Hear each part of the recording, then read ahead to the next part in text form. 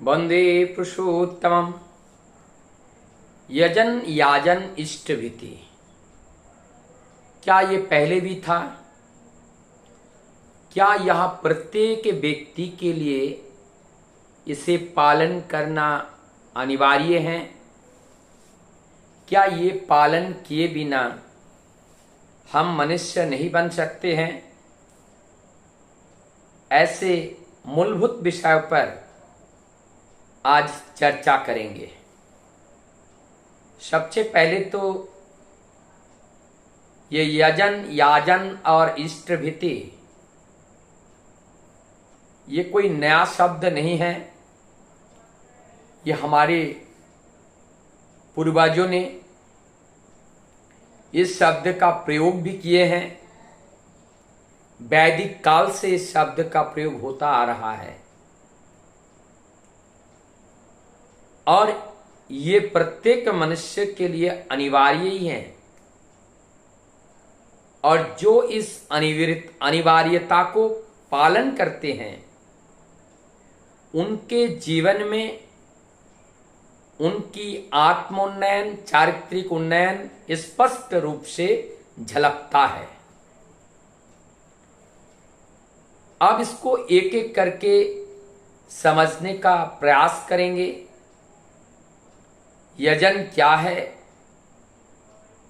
यजन को अगर हम देखें, स्वयं को निर्माण करना होता है। निर्माण करने के लिए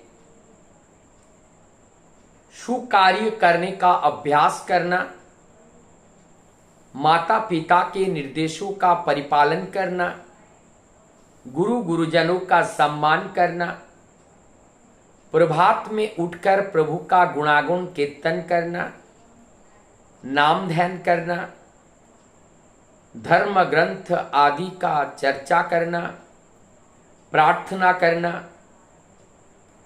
नित्य नियमित रूप से अपने परिवेश के लोगों का सुख दुख में सहयोग करते हुए जब भी जरूरत पड़े उनको सहयोग करना, ये सारे जो कार्य हैं, ये कार्य अगर हम देखें तो एक दीक्षित या अदीक्षित, दीक्षा ठाकुर जी को चाहे वो ग्रहण किए हो चाहे ना किए हो, ये जो दैनंदिन नित्य कर्म है, इस नित्य कर्म प्रत्येक दिन जो नियंत्रित व्यक्ति हैं, जिनके जीवन में उन्नत झलक रहा है, जिनके अंदर करुणा दया ममता प्रेम प्रीति झलक रहा है, निश्चित रूप से उन्होंने इस तरह का नीति नियम के अंदर अपने को बांधकर निश्चित रूप से उस प्रोसेस को दोहराया है। बिना दूध के माखन तो होता नहीं है और उस मक्खन निकालने के लिए उनका जो प्रोसेस है वो सारे प्रोसेस किए हैं, करते हैं। तो ये यजन का पाठ है।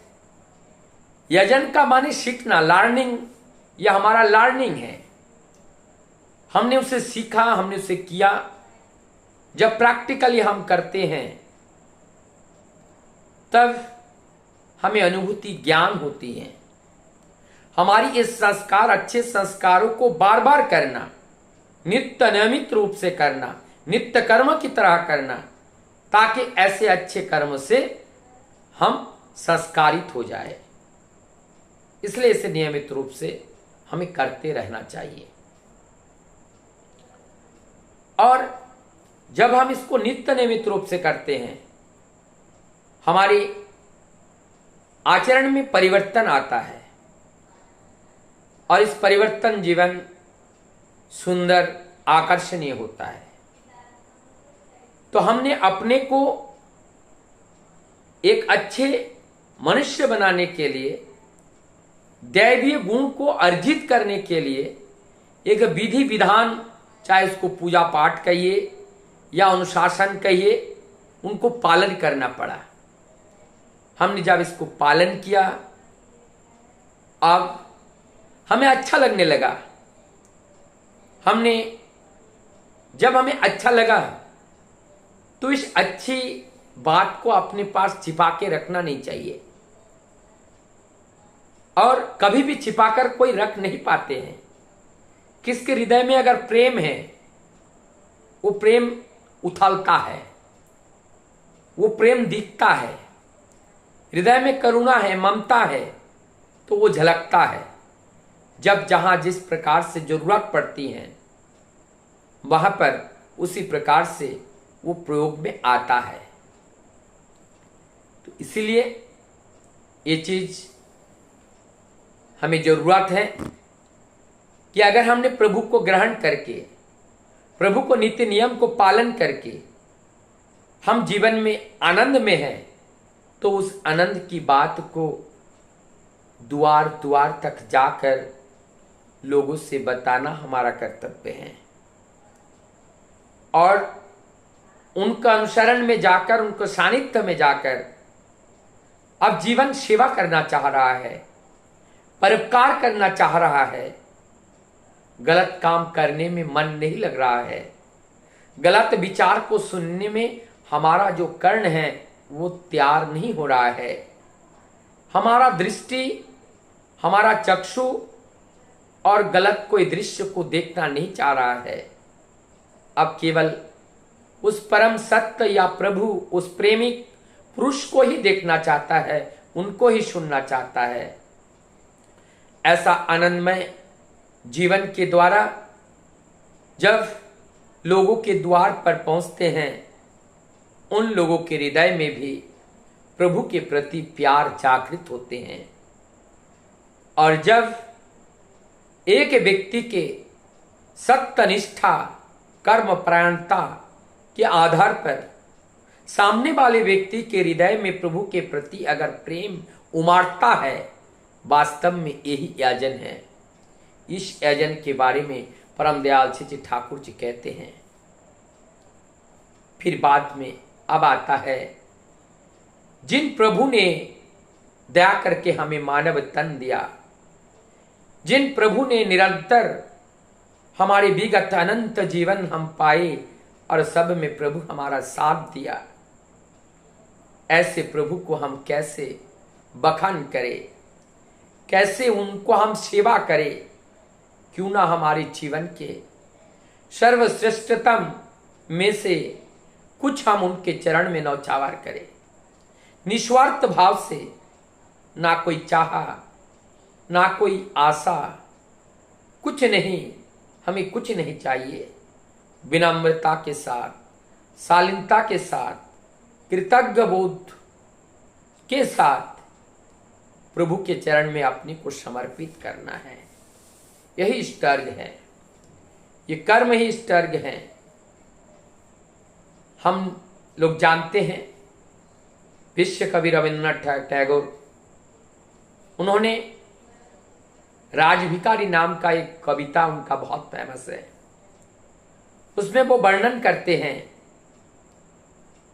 कि हमारे जीवन में प्रत्येक दिन कुछ ना कुछ हमारे आदर्श के प्रति नौछावर करना चाहिए, और वही हमारे जीवन का कर्णधार होगा, वही हमारे जीवन का पथ होगा, और ये करना ही हमें पड़ेगा। थोड़ा थोड़ा अगर हम करते रहे, यही सुकर्म एकत्रित होकर के जब जरूरत पड़ेगा तब हमें मदद मिलेगा। इसी बीच में एक छोटी सी कहानी भी है, और वो कहानी ये है कि एक जगह जो भिखारी हैं, भिखारी जा रहे हैं, रास्ते में एक जने उनसे कुछ मांगा, एक भिखारी से, और एक भिखारी ने भीख मांगा। उस भिखारी ने कुछ देना नहीं चाहा, लेकिन उन्होंने एक दाना चावल का उनको दिया। घर में गए, जब चावल को चावल को उड़ेला, चावल को वहां घर पे जाकर के बर्तन में रख रहा था तो देखा एक दाना सोना हो गया। तब जब उन्होंने जांच पड़ताल किया, पता चला हमने जो प्रभु के लिए दिया था, जो दान किया था, वो दान तो मैंने चावल का किया था, लेकिन प्रभु ने हमें सोना के रूप में वापस किया है। तब उन्होंने दूसरे दिन फिर आए देने की लालच में कि आज मैं सब दे दूंगा ताकि हमें सब सोने का हो जाए।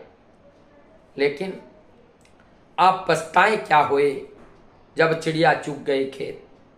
अब तो कुछ हो नहीं सकता है ना।